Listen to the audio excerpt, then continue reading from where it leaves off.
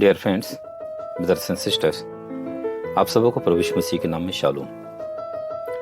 मैं आज के दिन एक इम्पोर्टेंट विषय आप लोगों को बताने जा रहा हूँ। कृपया इस वीडियो को आप आखिरी तक ध्यान से देखें और मैं चाहता हूँ इस वीडियो को देखने के बाद आप लोग का कोई ओपिनियन हो उसे ज़रूर बताएं।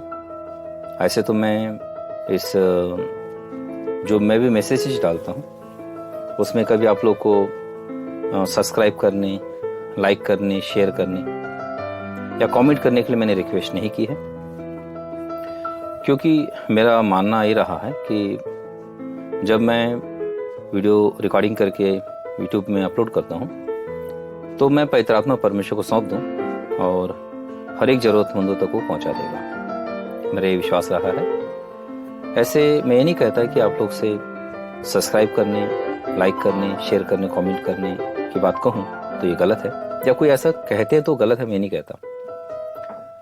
पर मैं चाहता था कि ये पवित्र आत्मा के द्वारा लोगों तक पहुँचे जिनकी ज़रूरत हो, क्योंकि हम जानते हैं कि हर व्यक्ति की हर समय एक जैसी ज़रूरतें नहीं होती। और आप लोग भी जब बिगिनिंग में ये वीडियो जरूर देखते होंगे, बाद में कई दिनों के बाद फिर देखते होंगे अगर वो भी जरूरत महसूस होती है तो। नहीं तो पवित्र आत्मा परमेश्वर जो है जिसकी जरूरत होती है वहां तक ला देते हैं। आप लोगों में भी कई लोग हैं ऐसे होंगे जो इस वीडियो को डबल देखे होंगे। पर आज के दिन मैं कुछ विशेष कहना चाह रहा हूँ।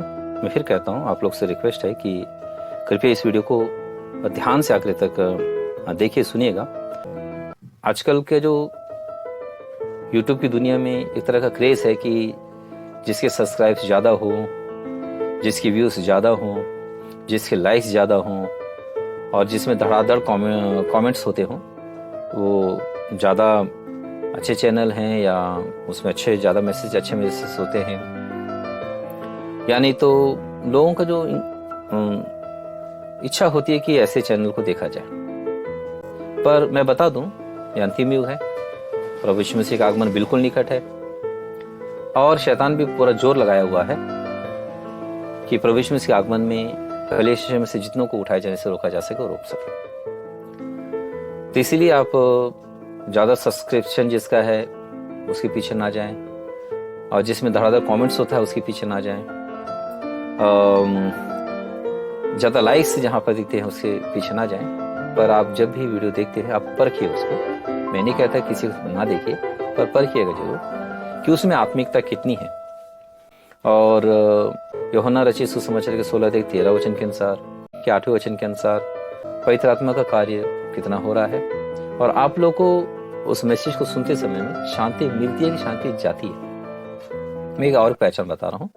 आप लोग वचन मिलते समय में आप लोग के हृदय में कोई दुख हो तो दुख दूर हो जाना है, विचारों कोई संघर्ष हो, संघर्ष दूर हो जाना है और आप लोग को गुड फील होना है।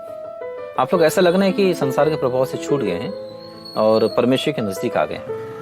चाहे कितना भी बड़े स्पीकर का आप अगर मैसेज सुन रहे हैं, अगर आपके अंदर ये बात नहीं होती है तो उस समय के लिए कृपया आप उसे रोक दीजिए। यहाँ तक मैं अपने विषय में कह रहा हूँ, मेरे मैसेज को भी आप सुनते समय में आपको ऐसा लगता है कि आपके दिमाग में खलबली मचना शुरू हो गया, या जो खलबली वो ज्यादा हो गया है, या संसार के प्रभाव से आप छूट नहीं पा रहे हैं, तो इसे भी उस समय के तत्काल रोक दीजिएगा। बाद में हो सकता तो आप फिर बाद में सुन लीजिएगा। तो आत्मिक जीवन में किस रीति से आपको सुरक्षित रखना अपने आप को मैं भी बता रहा हूँ। और एक बात है कि कई लोग के वीडियोस आप देखने के बाद आपके पास जो नॉलेज रहती है, जो शांति रहती है, वो गायब हो जाती है। जबकि आपने किसी मसीही स्पीकर का ही आपने वीडियो देखा होगा, उनके ही मुंह से आपने मैसेज सुना होगा, पर सुनने के बाद आपको शांति नहीं मिलती, पर आपके पास जो शांति है वो गायब हो जाती है। ऐसा लगता है कि जो थोड़ा सा शांति था वो आपके पास से छीन ली गई। तो ऐसों का आप फॉलो करना बंद कर दीजिए और आप ऐसे ही संदेशों को सुनिए जिसे सुनने के बाद आपके अंदर की शांति थोड़ी भी हो तो बूस्ट हो जाना चाहिए, वो शांति बढ़नी चाहिए। आपको ऐसा लगना चाहिए कि आप संसार से दूर हो गए हैं और परमेश्वर के नजदीक आ गए हैं। इस बात का ख्याल रखिएगा। और आप चाहते हैं कि इस चैनल के लिए कि कुछ करें, मतलब चैनल के लिए, मतलब ये नहीं कि चैनल को प्रमोट करें, क्योंकि ये अर्निंग करने वाला चैनल नहीं है। मैं कोई मोनेटाइज कराकर पैसा कमाने के लिए ये चैनल नहीं बनाया हूँ। ये नॉन प्रॉफिटेबल है। और आप लोग देखे होंगे कि इसे मैंने कभी फाइनेंशियल हेल्प के लिए भी रिक्वेस्ट नहीं किया। जो कुछ प्रभु ने मुझे दिया है मैं समझता हूँ मेरे लिए काफ़ी है। और प्रभु में जो मुझे सुकून मिला है, शांति मिला है, वो अद्भुत है। मैं इससे खुश भी हूँ, संतृप्त भी हूँ। हाँ, रही बात है कि सेवकाई बढ़ना मतलब, मेरे हिसाब से सेवकाई का जो मतलब बेस है मैं बाइबल से ही लेता हूँ। जब हम प्रेरितों कार्य 6वें अध्याय में जब देखते हैं, पतरस ने कहा कि हम तो वचन की सेवकाई और प्रार्थना सेवकाई में लगे रहेंगे। तो सबसे बड़ी सेवकाई तो वचन की सेवकाई है, प्रार्थना सेवकाई है। जब वचन की सेवकाई के आधार पर मैं वचन कईयों तक अगर पहुंचा पा रहा हूं, प्रार्थना सेवकाई का आधार पर मैं उपवास प्रार्थना कर पा रहा हूं, तो यही मेरे लिए पर्याप्त है। फिर भी मैं आप लोग का सहयोग चाहूंगा कि ये संदेश जो मैं जितनों तक पहुंचाना चाह रहा हूं, हो सकता ना पहुंचा पा रहा हूं। आप लोग लगता है कि मेरा कोई संदेश आपके किसी परिजन को सही सहायता कर सकता है, तो ऐसे समय में इस संदेश को आपके उन परिजनों तक जरूर भेजिएगा, शेयर कीजिएगा कि वो लोग भी आशीष पाएं। और मैं अपने इस चैनल में जो जो वीडियोस डाला उस विषय में एक बात मैं क्लियर कर दूं, वो सिंगल टाइम के लिए होता है। ऐसे संदेश मैं ना डालूं, पर ऐसे संदेश डालो जो बेसिक है, जो मसीह जीवन के लिए जो बेसिक संदेश है उसे मैं डालूं। आप देखेंगे कि शैतान पर जय, संसार पर जय, मृत्यु पर जय और पाप पर जय, अंधकार शक्तियों पर जय, शैतानी शक्तियों पर जय, तो ऐसे ऐसे टॉपिक्स भी हैं जो ये एक बार के लिए नहीं है। एक बार आप इस संदेश के बेस को जान जाएंगे तो आपकी जिंदगी भर के लिए है। मतलब है कि इस 21वीं सदी में बहुत से कंफ्यूजन है, किसी चीज का सही मीनिंग नहीं जान पाते, सही स्थिति को नहीं जान पाते। तो ऐसे समय मुझे सही लगा, अच्छा लगा कि मेरे द्वारा जो वचन सुनते हैं उन्हें इस बात की जानकारी क्लियरली हो कि उनकी आत्मिक स्थिति क्या है।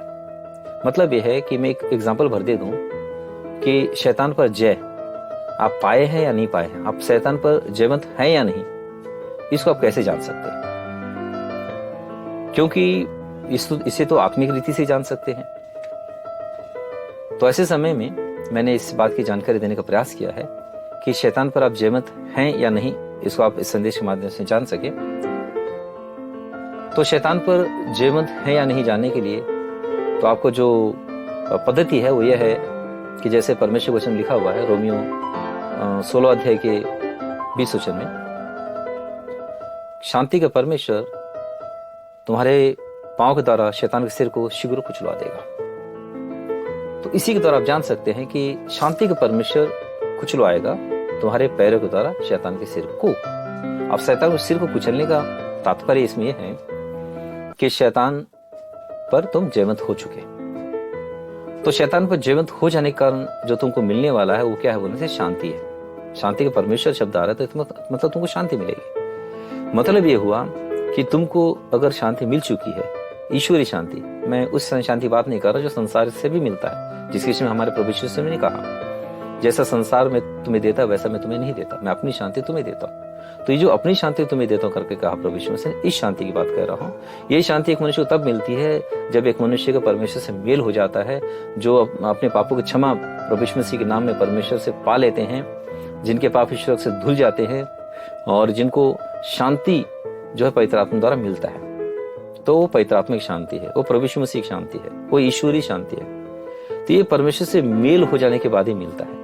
तो ये शांति जैसे ही एक मनुष्य को मिल जाता है तो वो व्यक्ति शैतान पर जयवंत हो जाता है। यही है रहस्य। तो अब इससे ये पता कर सकते हैं कि शैतान किस फील्ड में काम करता है। तो शैतान जो है एक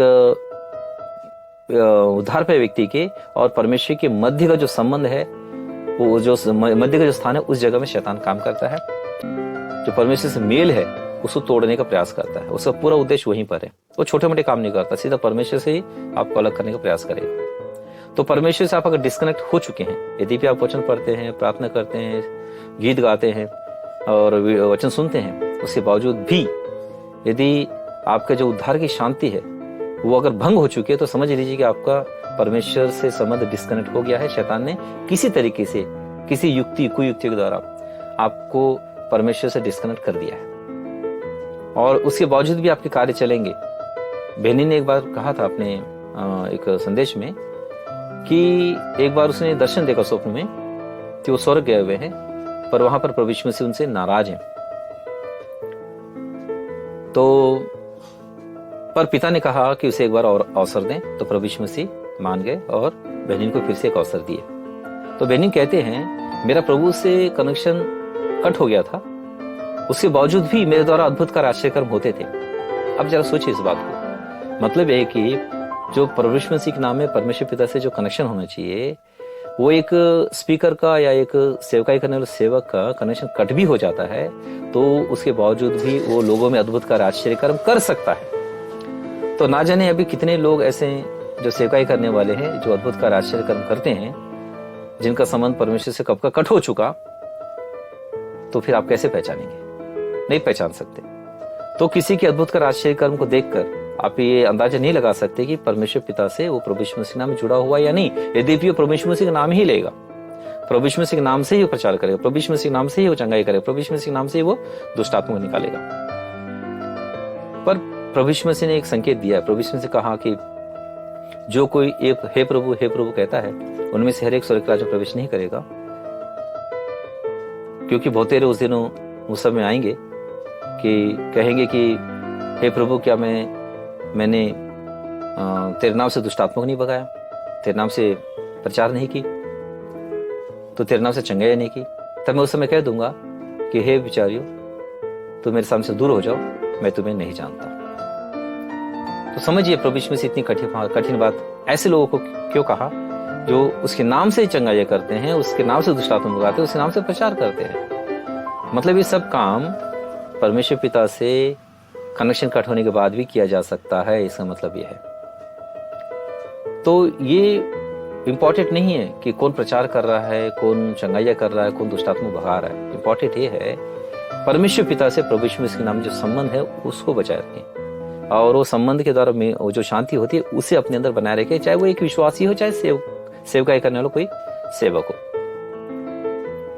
तो मेरे जो संदेश को आप लोगों में से कोई सेवकाई करने वाले सुन रहे हो, तो आप लोग ध्यान से इस बात को समझ लें। आप चेक कर ले अपने आप को कि परमेश्वर से आपका संबंध जब बना था उस समय जो शांति मिली थी वो शांति अभी है या नहीं। और आप कोई विश्वासी हैं जो प्रभु यीशु मसीह नाम उद्धार पाए हुए हैं, तो आप भी अपने आप को चेक कर ले कि परमेश्वर से जो आपका संबंध स्थापित हुआ था प्रभु यीशु मसीह के नाम में, उस समय आपको शांति मिली होगी, वो शांति अभी है या नहीं। यदि आप नए फॉलोअर भी हैं, नए आप मसीह को फॉलो कर रहे हो, तो आप लोग को भी थोड़ा सा रुक कर इस संबंध को जो प्रभु यीशु मसीह नाम में परमेश्वर से स्थापित होना चाहिए, इसे पहले स्थापित कर लें। आपको स्थापित होने से आपको पाप को क्षमा मिलेगी, आपको यीशु रक्त से धुला हुआ शुद्धिकरण मिलेगा और आपको पवित्र आत्मा की शांति मिलेगी। तो ये जो शांति है, ये ही हम सबों के लिए जरूरत है, बहुत इंपॉर्टेंट है। चाहे दुनिया इधर की उधर हो जाए, जिंदगी में कोई छूट जाए या कोई चीज मिस हो जाए या कुछ भी खुद से अलग हो जाए या किसी चीज का त्याग ही क्यों ना करना पड़े। जैसे पौलुस भी कहता है कि मैंने मसीह की पहचान में बढ़ने के लिए जिन बातों को छोड़ दिया या छूट गया, तो उस सबको मैं कूड़ा समझता हूँ। तो मतलब यह है कि जो प्रभु यीशु मसीह के नाम में जो उद्धार मिलता है हमको, और उद्धार के द्वारा हमारा संबंध प्रभु यीशु मसीह नाम में परमेश्वर पिता से स्थापित हो जाता है, इसके बदले में हम कुछ भी खो दें वो कम ही होगा। पर इस संबंध को किसी रीति से टूटने नहीं देना चाहिए।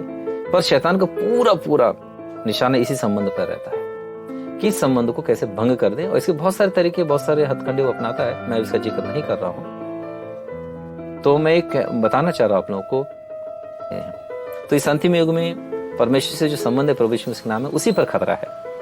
आप कितना ज्ञान अर्जित करते हैं नहीं करते वो अलग बात है, पर परमेश्वर से जो प्रभु यीशु मसीह संबंध स्थापित हो चुका है उसकी रक्षा करें। आप किसी चीज को खोना है तो खो दीजिए, पर इस संबंध को मत खोइए। God bless you. आप लोगों को प्रभु और आशीष दे में मेरी इन बातों को ध्यान दीजिए।